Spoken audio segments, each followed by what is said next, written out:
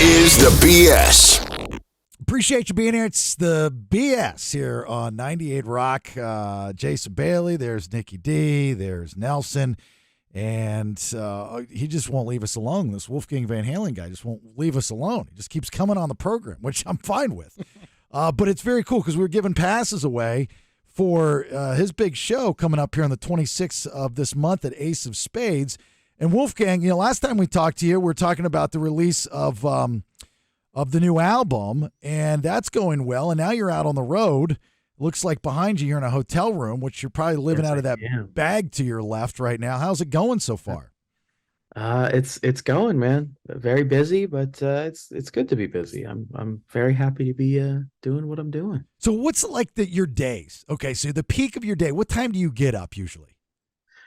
It depends on when I go to sleep or if I get sleep. If I do get sleep, I'll probably wake up around 10 or 11 and then find coffee. Yeah. And then we have sound check and then showtime. Rinse and repeat, right? That's every day. Yeah. That's lonely. That can be boring after a while, right? Maybe. It's my job. So I don't know. I can't complain. Yeah. Well, like when you're out on the road and you're doing this and you're by yourself, are you a party guy? Do you stay, like you said, all night, or do you try to get to bed as early as possible? And then people are like, no, dude, you got to come out with us tonight. We're going to Skinny Bob's, and Skinny Bob's has got the best martinis in town. You got to come out there. It depends on how much sleep I've gotten, really. Sleep is so important to a singer. Yeah. Making sure that your voice is ready for the next show. And I have trouble sleeping sometimes. So really, I'm very boring. It's really just about getting sleep whenever I can. Well, the rock stars changed, right? I mean, you guys have gotten educated. It's, so I was having this conversation just yesterday with Pete Evick. He's a buddy of mine. He's the guitarist for Bret Michaels, right? And he's written this book called MTV Famous, and we grew up on MTV. I mean, MTV was a huge part of, obviously, your father's band, Van Halen. And Pete was talking about how he would wait for Panama to come on MTV. And I was the same way with Van Halen, Quiet Riot, all these bands. But now the rock star is different. The rock star it's no longer sex, drugs, and rock and roll or if it is, it's for different reasons than what it was in the 80s. So I'm assuming probably the best advice was from your mentor, your father, saying, hey, when you get out on the road, you can't live like we did in the 80s, right? I think it was more about learning from how I think it was kind of just picking up from my observations on what to do and what not to do. I don't know. I think I just first and foremost, it is my job. So, and it's my job to be at my best for every performance instead of be all messed up from partying or something. It's just not my vibe. Yeah. Totally get it. But there's a tier of person out there. I mean, you've played with everyone, everyone. Yeah. But if you're out with Metallica, you're out with Pantera, you're out with Alter Bridge. If James Hetfield says to you, hey man, let's go grab a nightcap. Let's go to Skinny Bob's and get that martini. I know it's been a long day. You're not going to turn down James, right? No, but I'll get a water. Okay. Well, I'm fill in the gap for whatever the drink is, but I'm just saying the point is there's a tier of person. Yeah, of course, you can be social, of course. Yeah, but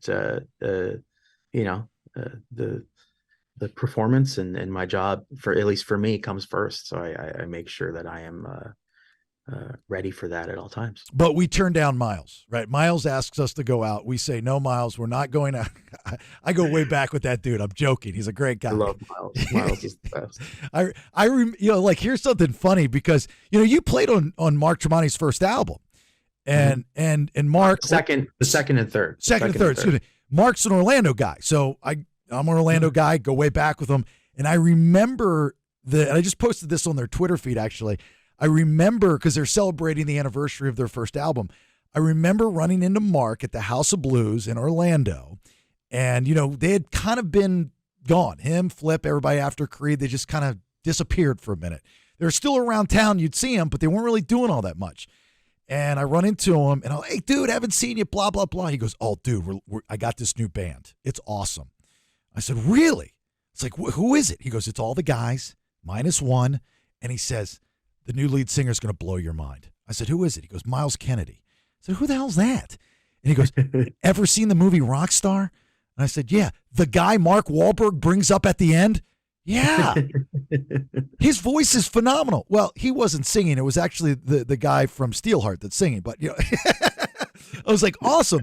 And then it was just off to the races after that. So it's kind of neat, this ancestral business that we're in, to see, you know, talking to you now, talking to you a couple months ago, who your buddies with and playing with. Is just kind of a weird world, isn't it, like that? Yeah, it's like one big family. Everybody knows everybody. Yeah.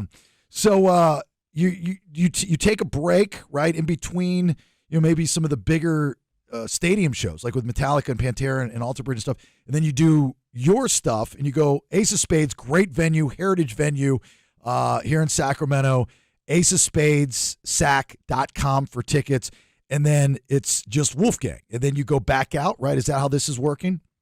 Mm-hmm. Yeah, no, it's yeah, we've got a lot of, for our first time, a lot of headliners in front of us. You know, we only had done sparingly, like in between openers and stuff, but once we're through with the Metallica shows for the year and with the Alter Bridge shows, it's like we've got, I know we have some headliners at the end of this run, and then we have a full headline tour at the end of the year in November, which is crazy. It's sort of our first time doing like a full run. Yeah.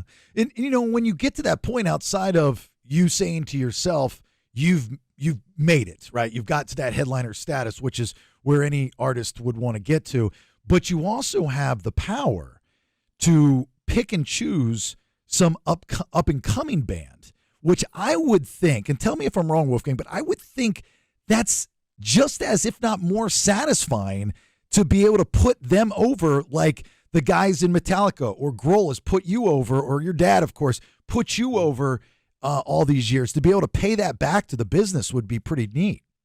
Yeah, no, and you get to build a really cool bill. Like it's exciting. You know, I think at least with the tour at the end of the year, having Nita Strauss open for us, it's really fun because we've sort of we shared we did the dual cover of Guitar World last year. Yeah. It was just really a matter of time. So she's really so cool. That girl is, I've never met her, but she's a big wrestling fan. Yeah. And like, she played WrestleMania a couple years ago for Shinsei whatever his name is, opener. And I was like, dude, this is so cool. She's on my buddy's wrestling show from time to time. I'm like, this girl's awesome, you know? And yeah, she's badass. To play for Alice Cooper, right? That's a totally different world too, right? Big time. Who would any idea, like, some of your favorite bands that you'd want to maybe open for you when we get to that time for you guys? Oh man, I have no idea. Yeah. I can't even think. Yeah. It's pretty powerful though. I mean, you're like, can really help somebody out. That's the put over. Mm-hmm. Get them in front of people. Have you ever like gone out there, and when you're opening for Metallica or Pantera or something, you're more in your early days, where we had this conversation last time, you're Wolfgang Van Halen. You're Eddie's son, but now you're Wolfgang. You're the man. Your dad's no longer bringing you along, so to speak. And we talked about that last time, is you're the guy. And people know you as the artist, multi-album artist. So when you go out there, like at the beginning, were you ever nervous in front of a certain band's audience, like a Metallica or something like that?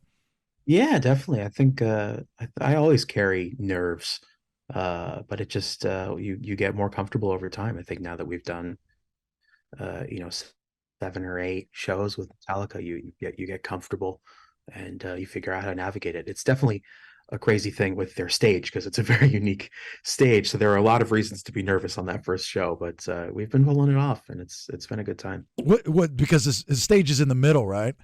Yeah, it's this crazy circle in the middle of a stadium. So it's just no matter where you look, there's always people watching you in every direction. It's insane. So instead of just playing like hard camera middle, hard camera left, hard camera right. Yeah. You got 360 and you've got to entertain everybody. A lot more work. Yeah.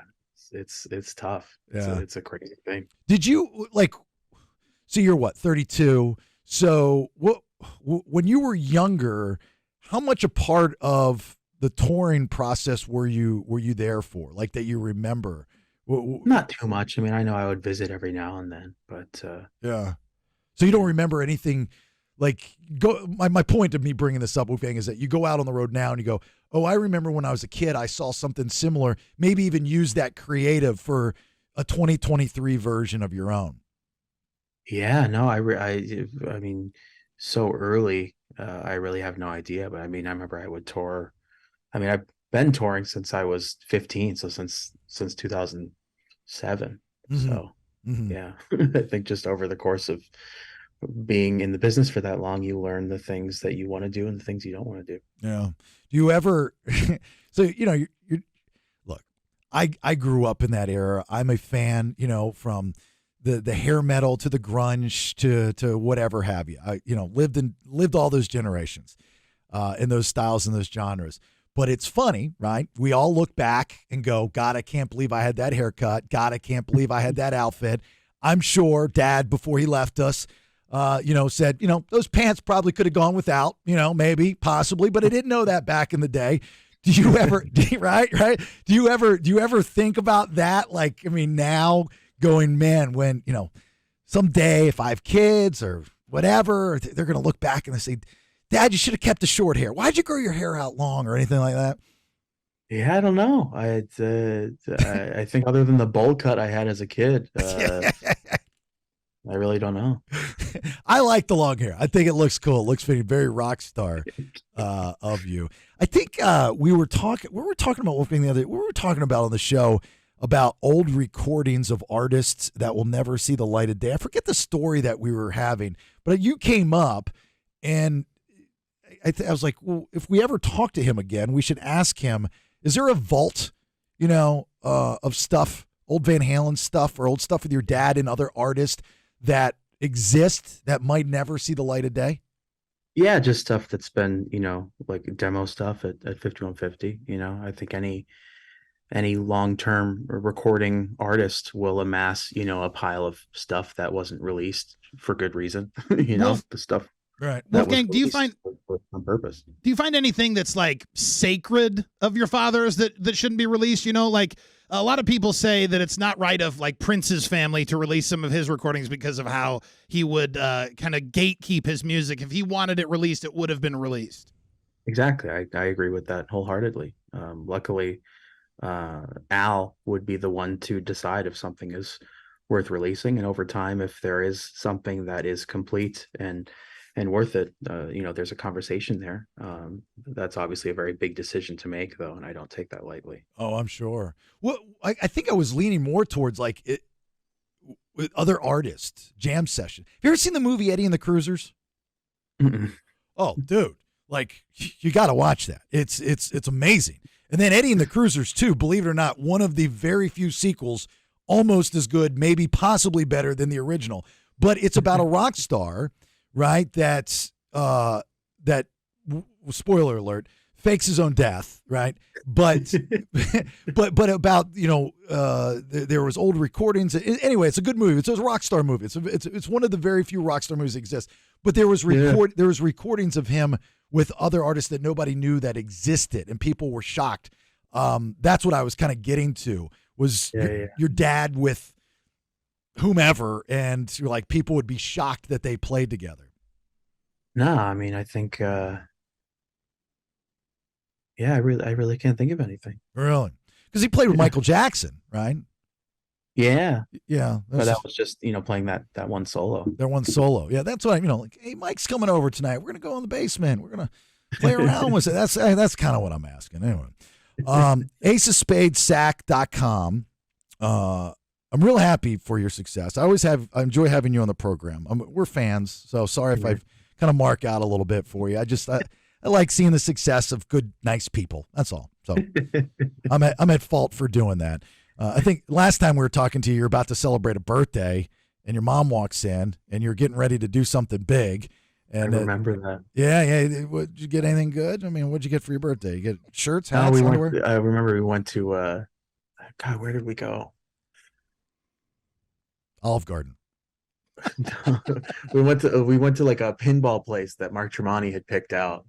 It was like this crazy place. I think we were in Houston somewhere. It was a really fun night. It was cool. Oh, so it was a big party. So Tremonti's like, don't worry. I got your birthday party. It's all set up. We're at pinball. Yeah, it was like a big like band, like all the bands. Like we just kind of got together, went to this one like pinball bar thing. It was really fun. It was a cool thing. Do rock stars give presents to each other? I mean, is that a thing? I mean, it depends. Yeah. I mean, did he like give you a card with 21s in it or 32 ones? And say, happy birthday, buddy. Good knowing you. Not really, no. Okay, I don't know. I don't know what you guys do for birthdays. I know my friends don't get me jack, so taking you out to pinball was pretty badass, to be honest with you. Yeah, I mean, we're people. No, I know it, but you're the difference between your peoples and my peoples is like 3 zeros. So that's the difference. All right, my peoples can't afford birthday presents. Your peoples, I know for sure, Tremonti can afford a birthday present for you. So Ace of Spades, SAC.com, also LiveNation.com. You can get the tickets. We'll see you out there August 26th, Ace of Spades. It's the Mammoth 2 tour, right? It's Wolfgang will be here, guitar and all, up on stage. So, brother, we'll see you in a few days, actually, and we'll meet up then. Until then, be safe out on the road, and thanks for your time as always. Thanks so much, man. Looking forward to it. All right, brother. See you later. Bye-bye. Take care. On 98 Rock.